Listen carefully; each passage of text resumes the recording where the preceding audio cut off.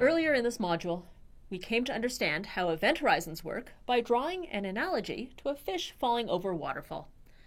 At a certain point in its descent, the falling fish can no longer communicate with its friend above because the water is flowing downwards at a greater speed than the speed of sound. Luckily, in this story, we rescued our fishy friend using a rocket pack. This was possible because the speed of sound is not a universal limit. The speed of light, on the other hand, is. Were we to drop our fishy friend into a real black hole, a rocket pack would be of little use because once you're beyond the event horizon of a real black hole, escape is no longer possible. But don't worry, no fish were harmed in the making of this course. We also learned about a revolution in physics which began in the early 1900s.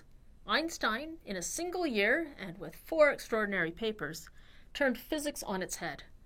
One of the results of these papers was that space and time were no longer absolutes, and in their place was this amalgamation called space-time. In this framework, relative motion is what matters, and many of our traditional notions about how the universe works no longer apply. Some truly weird things start happening, like length contraction, time dilation, and relative simultaneity. When Einstein went about generalizing his theory of relativity, he realized that there ought to be an equivalence between gravitational fields and the acceleration of a reference system.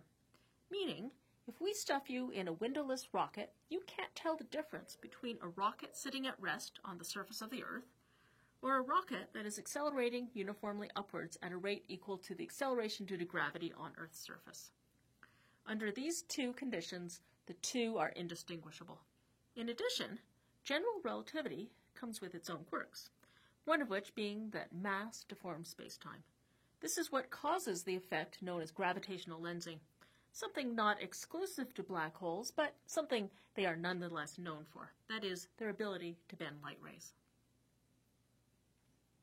In the next module, we'll explore black holes in more detail and learn how to weigh a black hole.